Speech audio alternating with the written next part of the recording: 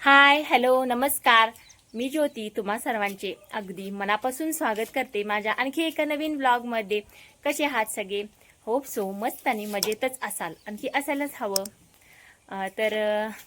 म्हणजे आम्ही आता म्हणजे उन्हाळ्याच्या जशा मुलांना एप्रिलमध्ये सुट्ट्या पडल्या ना, तसे गावी आलो आहे आमच्या कोल्हापूरला. म्हणजे आम्ही मुंबईमध्ये राहतोय आणि उन्हाळ्याच्या सुट्टींसाठी आमच्या गावी आलो आहे. तर आता येऊन आम्हाला 1 महिना होईल. या मे महिन्याच्या 26 तारखेला. आणखी गेल्या वर्षीच्या मे महिन्यामध्ये सुद्धा आम्ही असेच उन्हाळ्याच्या सुट्टीसाठी गावी आलेलो.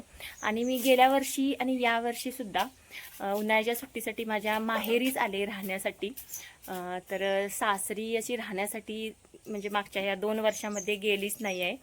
तर आम्ही असे जातो, थोडा वेळ थांबतो आणि येतो, पण असे राहण्यासाठी तिथे गेलो नाही आहे. तर त्याचे कारण म्हणजे सासरी आमचे जे घर होते ते घर छोटे होते. तर ते घर पूर्ण पाडून त्याच जागी म्हणजे नवीन घराचे काम चालू आहे, नवीन घर बांधायला चालू आहे. तर मागच्या 2 वर्षापासून ते घराचे काम चालू आहे आणि आता म्हणजे जूनमध्ये ते काम कंप्लीट होईल. घराचे पूर्ण फिनिशिंग टचला अगदी घर आले आहे. तर आता जूनमध्ये हे गणेश पूजा वगैरे करायची आहे. आणि मग बाहेर कसे सासू सासरे एक रेंटने घर घेतले, तिथे राहतात.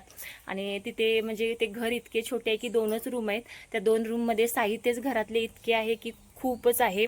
म्हणजे असे काही म्हणजे पाहुणे आले, माणसं आली तर तिथे राहण्यासाठी वगैरे एवढा जागा नाही आहे. म्हणजे जास्त लोक म्हणजे 1-2 जरी एक्स्ट्रा आली तरी असं राहण्यासाठी जागा नाही आहे तिथे. त्यामुळे मग आमचे तिकडे असे सासरी जाऊन राहणे वगैरे झालेच नाही मागच्या 2 वर्षात. तर आता जूनमध्ये बघू, गणेशपूजा वगैरे होईल. कारण फक्त गणेशपूजा करायची आहे, पाऊस वगैरे चालू होणार त्यामुळे. कारण आता वास्तुशांती वगैरे केली तर कशी पावसामध्ये लोक पाहुणे वगैरे येत नाहीत. त्यामुळे वास्तुशांती दिवाळीकडे करायची आहे. तर अशा मी काही घराबद्दलच्या अपडेट्स देत राहीन तुम्हाला. तर आणखी बाकी असे व्हिडिओ काही येतील घराबद्दलचे. चला, हा व्हिडिओ इथेच एंड करते. Bye bye.